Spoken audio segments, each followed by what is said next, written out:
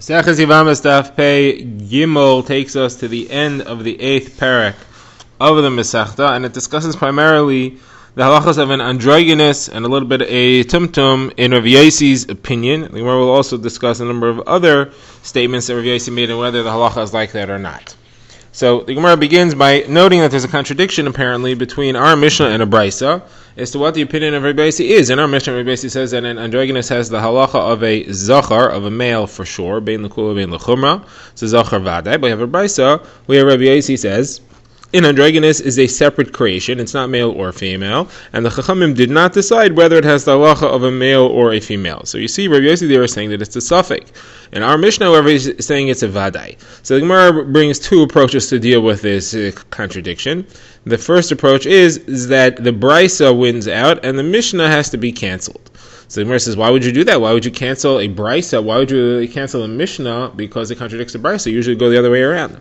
So the Gemara says no, because apparently what this must have happened here is that Rabbi Yossi changed his opinion. And the reason that we say that is because in the Mishnah, he says this halacha in conjunction with Rabbi Shimon. It's Rabbi Shimon and Rabbi Yossi who say together. In the Brisa, it just quotes Rabbi Yossi alone. Now, if it was a misquote, if it was an argument between the Mishnah and the Brisa, what the correct quote is, then both of them would quote Rabbi Yossi and Rabbi Shimon together. If there was an argument as to what Rabbi Yossi said specifically, then this Brisa would say that Rabbi Yossi says this way and Rabbi Shimon says otherwise. It would say that it's a machlokes. What's obviously happening is that there was a change. And the change began with the Mishnah and then went to the Brisa because the Brisa was compiled later. So therefore, Rabbi Yossi first held like Rabbi Shimon that it's a vadai, and then he changed and he held that it's a zachar, and that's why he's now listed separately and not together with Rabbi Shimon, and that's why we're going to go with the Brisa, not with the Mishnah. Now Shmuel has a different approach. Shmuel says, no, we're going to go with the Mishnah instead of the Brisa. Whenever you have a Mishnah against the Brisa, you go with the Mishnah. He doesn't agree that there's a change here. He says that it's an argument between the Mishnah and the Brisa, what the correct quote of Rabbi Yossi is, and he prefers to go with the Mishnah like we generally do. So the more is a kasha here though, because this second Rabbi Yossi in the Brisa is a das yachid l'chumra. He's the one opinion. He's going against himself and Rabbi Shimon in the Mishnah, and he's going l'chumra. He's saying you have to be machmir that it might be a zachar, it might be a nekeva either way. Now we know that Shmuel generally holds that you go with a single opinion l'chumra. So we should go with the Brisa here l'chumra at least. So it's a machlokes. We should go with the Brisa l'chumra. So the Gemara says Shmuel only holds that way when it doesn't completely contradict the Mishnah. Here you're completely contradicting the Mishnah. You're going to have no use for the Mishnah once you say that it's wrong, and therefore in a situation like that, Shmuel does not go with the Das Yachid against the Rabbim, even l'chumra. Okay, now the Gemara quotes 4 instances in which the halacha is like Rabbi Yossi. Rashi points out that in all these 4, Rabbi Yossi says his opinion together with Rabbi Shimon, and therefore these are all related. 2 of these are quoted by Rav, which the Gemara says is Rav Huna quoting Rav, and 2 of these halachas are quoted by Shmuel. So the 2 that Rav brings are androgynous and harkava. So in androgynous, that's what we've been discussing up till now. There are the halachas like Rabbi Yossi, with or without Rabbi Shimon. The halacha of harkava is the halacha of Tosefes Kedusha of Shemitah. Shemitah begins on Rosh Hashanah, but you have to start Shemitah 30 days before Rosh Hashanah. So you have a Mishnah that says you cannot do 3 types of planting. You can't plant seeds in the ground, you can't plant a tree, a branch in the ground, you can't bend over a growing branch and put it in, and also you cannot do harkav, you can't take a tree and plant it in the side of another tree. You can't do any of these things within 30 days of Shemitah. And, there's a number of opinion how long within Shemitah, but you can't do any of them close enough to Shemitah that it will take root on Shemitah. It takes time for it to take root, so you have to leave enough time before Shemitah that it shouldn't take root on Shemitah. How much is the time? So the Tana Kama's opinion is 30 days before Rosh Hashanah. If you do it after 30 days, you have to pull it out because it's taking root on Shemitah. Rabbi Huda says it's 3 days, not 30 days. Rabbi Yossi and Rabbi Shimon say it's 2 weeks. Now, Rav Nachman and Avi Barvua point out over here that these 30 days, 3 days and 2 weeks is not before Rosh Hashanah, it's before Rosh Chodesh Elul. Because you got to do Tosefes, not do any work. You have to make sure that taking root doesn't happen already from Elul, because that's the Tosefes Shemitah. So you gotta, if it's 30 days, it's really 60 days, and if it's 3 days, it's really 33 days, and if it's 2 weeks, it's really 44 days. So you got to go all those far back. So that's the halacha. The other halacha where we say that the halacha is like Rabbi Yossi together with Rabbi Shimon, we go with 2 weeks. Now Shmuel brings two more halachas. One is called koshi. Koshi is when a woman is having a hard time giving birth. She's what's called maksha leiled, so she's bleeding. So that blood, if it comes during Yemei Ziva, those are the 11-day periods, the 11 days between her Yemei Nida. So during that time, if she would be bleeding 3 days straight during that time, if we would consider it to be dam ziva, she would be a zava, and if the baby is born, it's called a leida bizoiv, which has a level of tumah, which has to be taken care of. However, if it's because of the birth that she's bleeding, that doesn't count as dam ziva, and she would not be yoled as bizov, she would just be regular dam leida. So the halacha there is that you can only be considering blood to be part of a birth within a certain amount of time of the birth itself. You can't be called someone who's struggling to give birth for too long before the birth itself. If it's far enough before the birth, we don't count it as part of the birth. We count it as regular dam ziva. So how long is that time? How close does it have to be within the birth? So the Gemara says, Rabbi Meir says it's 40 or 50 days before the birth. Rabbi Yehuda says it's a month, 30 days. Rabbi Shimon say 2 weeks, no longer than 2 weeks. Again, same length of time as before. So here also the halacha is like Rabbi Yossi, and Rabbi Shimon says Shmuel. Now, the fourth halacha is that of kiddush, and that's if somebody cultivates his grapevine so that it goes on top of somebody else's grain. Grapes and grain don't go together. If they do, they become aser. It's a din of kilayim. So if I take my grapes and put it growing on top of your wheat, so what's the halacha there? So there you have a machlokes. According to Rabbi Meir, it asers them. I've asered your wheat, and I have to pay you for it. According to Rabbi Yossi and Rabbi Shimon, it doesn't become aser. They belong to different people. One person cannot aser somebody else's wheat with his own grapes. Okay, now the Gemara says, so we said two halachas about that Shmuel say, we have two halachas that Rav said. What would each one say in the other one's halachas? So the Gemara says, about androgynous, how would Shmuel paskin? Shmuel says, well, we already know that. We already discussed it. Shmuel said that we cancel the brisa in the face of the Mishnah. So you see, the Shmuel holds like the Mishnah, and you go like Rabbi Yossi and Rabbi Shimon. And Rashi points out that the reason we're bringing this is to show that Rabbi Yossi and Rabbi Shimon together is the halacha. That's why we brought all these four examples. So he therefore would pass on like the Mishnah that an androgynous is a zachar vadai. As far as harkava, what would Shmuel say? Shmuel didn't say anything about harkava, so the Gemara brings a statement of Shmuel sitter avanan, that we go with 33 days.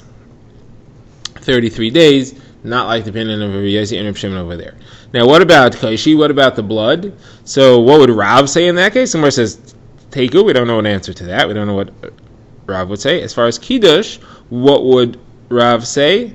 So the Gemara quotes Rav Yosef, who says that he quotes Rav Huna, who says the name of Rav, that the halacha is not like Rabbi Yosef there. The halacha would be like Rabbi Meir, and it would aser it, and you would need to pay for it. So the Gemara says, one second, that's Rav Yosef quoting Rav Huna, but why are you relying on that? We have a different report as to what Rav said. We have Rav Ada, who said the name of Rav, that the halacha is like Rav Yosef.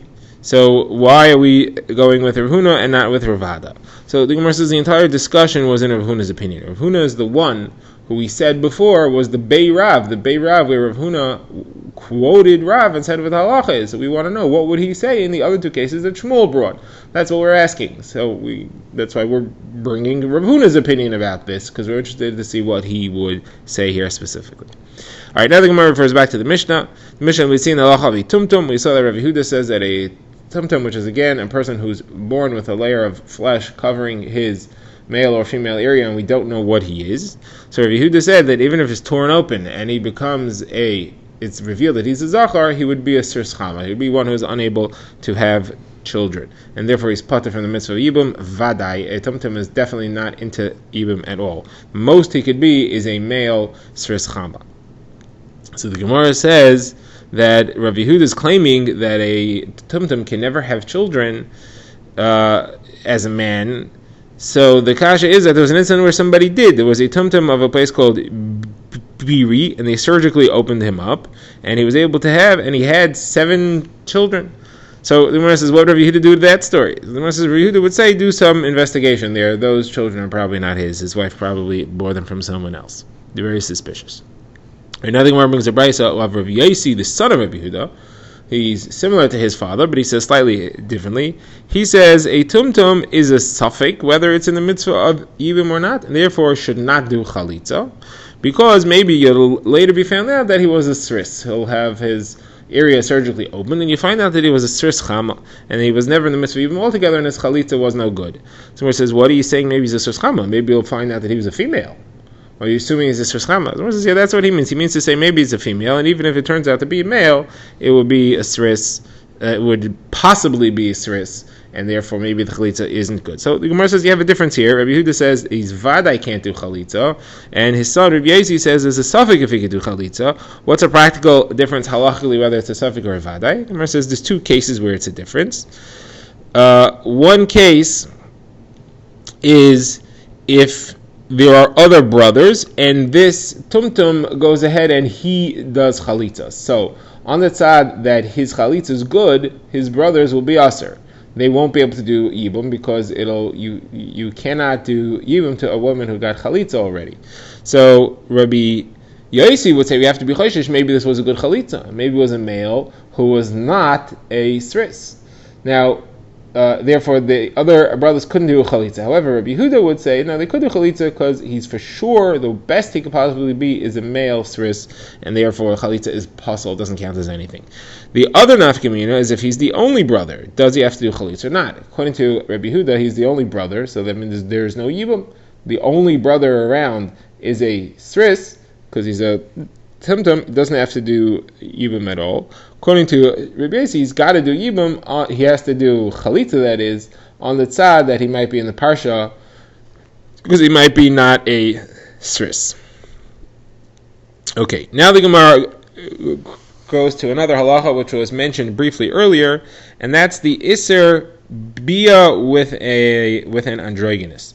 Now we are considering an androgynous to be a zachar or a suffix zachar. If another zachar were to do bia with him, that would be mishkav zachar, which is punishable by skila. The question is, which of this androgynous' 2 makomos, which of his 2 orifices count to be mechayev him skila here?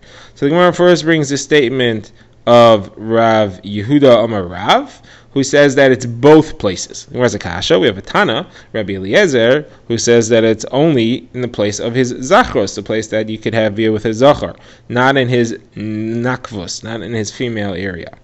So the Gemara says, so that's a kasha on Rav. So the Gemara says that there's another Tana who Rav agrees to, that Rav is holding like the other Tana. That's a Braiza, or Rabbi Simoi says, an androgynous one is chayiv skila for a bia with him in either his male or his female area. So the Gemara says, what's the reason? What's the reason behind each of these 2 approaches? So the Gemara says the reason of Rav Simoi, Rava explains, is because the pasuk about the Isser Mishkav Zachar says, "Ve'ezachar lo yisishkav mishkevei isha." It uses the phrase mishkevei plural, 2 types of shchiva, and this must be referring to an androgynous. An androgynous is the only creature that has 2 possible types of shchiva, 2 types of bia that could happen with it. So it's referring to an androgynous that's mechayivim for both. So that's Rabbi Simoi. Now, why do the Rabbanan argue on him? Why do they say they only chayiv for one? So they say, you're right, it's talking about an androgynous, but it only says you're chayiv for one of them, because it says es zachar, the male. It's only the male area that one is chayiv for, and it's referring to an androgynous, as you said. Now, the Gemara says, that's very good, but the problem is that this pasuk was used for something else. First of all, how do you know anything about Mishkav Zachar? According to you, this pasuk is talking about Mishkav Androgynous. Where's the issue Mishkav Zachar altogether? So that's learned out from the fact that it says Mishkavei Isha. It says Isha there. Why do you have to add an Isha there? That's to show a regular shchiva of a man like an Isha. Says the Gemara, but we elsewhere use that to teach me Bia Shalo Kidarka, that we called the Bia V'Zachar Mishkevei Isha, one of the Bias of a woman, to show that that type of entrance in a woman counts as a Bia as well, as far as the Surin of a regular Zachar nekeva, bia, that type of entrance also counts as a bia. So we learned that out of this pasuk. According to you, you are using that for something else. Where are you going to learn that from? So the Gemara says that's from a different pasuk that uses the word ve'isha. There's a vav there, and that's where that limud is from. Alright, now the Gemara quotes Rav Shizbi in the Rav Chizda, who says that Rabbi Eliezer does not say that an androgynous is a zachar according to all halachos. So we know that Rabbi Eliezer in the end of the Mishnah paskins that an androgynous is a zachar, and somebody who's to have a bia with him were to get skila because he's a vadai zachar. That's not as far as all halachos. It's only as far as that is concerned. There are other halachos in which he's not considered to be a zachar. What's an example? How do you know? Because if you talk about karbanos, the halacha is that a carbon, an animal which is mukdash to be a carbon, doesn't get kedusha. Now, if it will be a zachar, and it's being mukdash to be a carbon for which you need a zachar, it should get kedusha. It should have chal on it, kedushas karbanos, kedushas haguf. But it does not. So you see, as far as that's concerned, it's not considered to be a zachar completely. Where do you see that? So the Gemara quotes a brisa. Brisa talks about different types of birds that are metame abeis habliya. So the halacha is that an oif, a nivlas oif tahar, if somebody were to eat that, it's metame him, but there's no other tumah that's transferred from him. There are other types of psuli karbanos that have the same halacha, and that's a nirva. That's a bird that had some type of bia from a human. There's a mukta, something that's set aside for avodah zarah. There's a nevad, something that was actually worshipped. Esnan is that it was given to a zona. Mechir is that it was used to buy a dog. And then there's tumtum and androgynous. So all of these are metame, the clothing that somebody's wearing when he swallows it.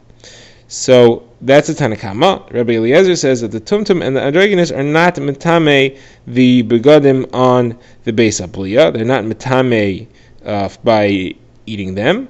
And Rabbi Eliezer says, and the reason for that is because anywhere where it says a zachar or an akeva, a tumtum and androgynous are out.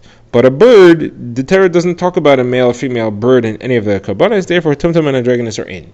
So you see clearly that he's saying that the psul, tumtum, and androgynous doesn't apply to birds, but it does apply to animals. So there is no kedusha chal as far as animals for karbanos are concerned. Now, the Gemara quotes Rav Nachman Bar Yitzchak, who says we also learned a similar thing, that Rabbi Eliezer says that a kilayim, treifa, a yetze Zayfin, that's an animal that's born by a cesarean, surgical removal from the mother, as well as a tumtum and an androgynous, they cannot become kadosh kedushas haguf. They can't become karbanos. If they do get kedushas haguf, which would only happen if they were born from another carbon, for some of them, others can be niskadish before they get the psul. But for a tumtum and androgynous, for sure, they can only be born into kedusha because they were born from a carbon animal that's alive. So they cannot transfer kedusha to another through tumura. Generally, even an animal can't become kadosh. If it has kedusha, you can transfer it to another one, and that's to a process called tumura, where you say the kedusha swaps from this one to that one. However, tumtum and androgynous, as well as other things on the list here, kilayim, treifa, yetzi daifin, they can't become kadosh and they cannot transfer kedusha at all. That means that they're not considered to be a zachar. An androgynous animal is not considered to be a zachar. It has a special halacha of an androgynous as far as this is concerned.